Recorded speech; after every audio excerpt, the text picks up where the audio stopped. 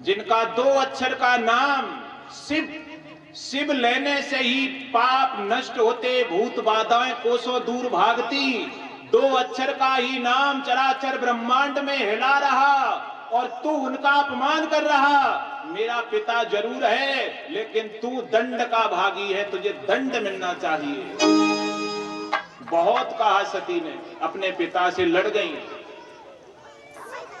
भागवत के प्रेमी सज्जनों चुपचाप बैठ गई, प्राणायाम किया, योग आसन लगाकर प्राणायाम के जरिए देवी सती ने अपने शरीर को छोड़ दिया, वही शरीर को त्याग दिया। शरीर भस्म नहीं हुआ सती का, ध्यान रखना इस बात को, केवल शरीर को त्यागा।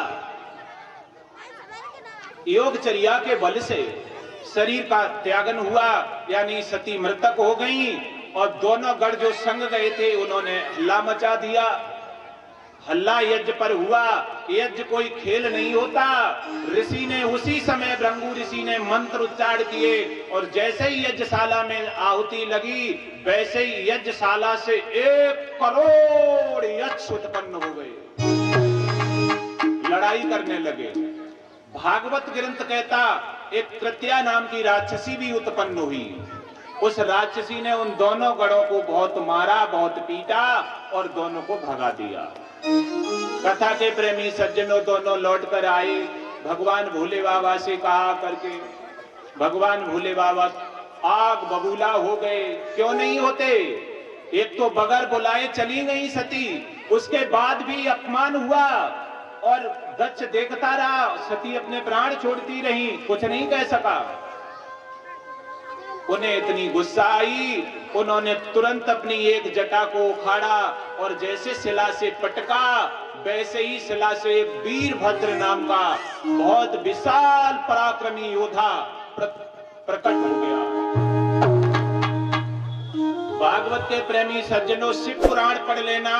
शिव पुराण में 221 में पृष्ठ पर लिखा है कि जैसे ही भगवान शिव ने जटा को मारा और वैसे ही वीरभद्र तो पैदा हुआ तो हुआ, साथ में मां काली भवानी प्रकट हुई है। ये शिव पुराण कहता, पढ़ लेना जाकर के आज भी अगर घर हो तो।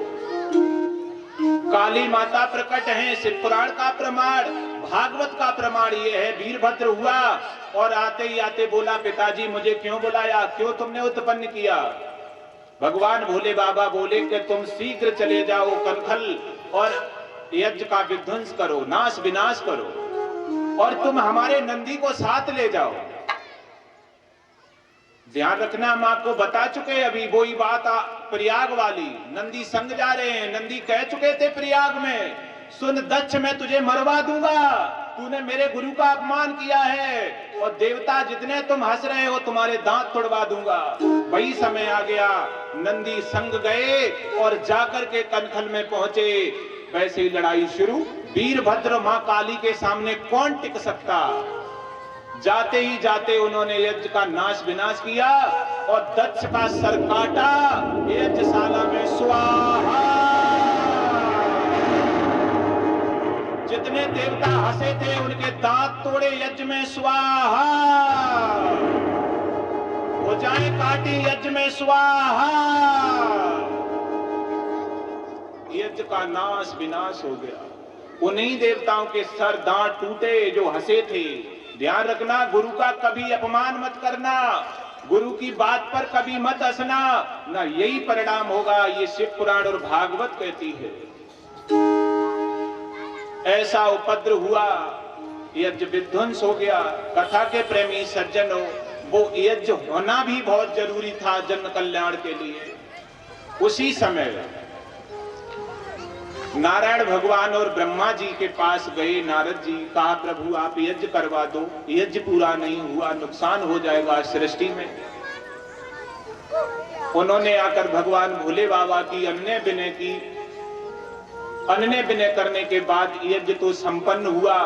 भृंगु का जो सर कटा था वो बकरे की दाढ़ी लगा दी। भागवत भी कहती इस बात को, बकरे का सर लगा दिया उनके। कहने का मतलब उल्टे सीधे सबके जो जैसे दांत हाथ थे सब कर दिए।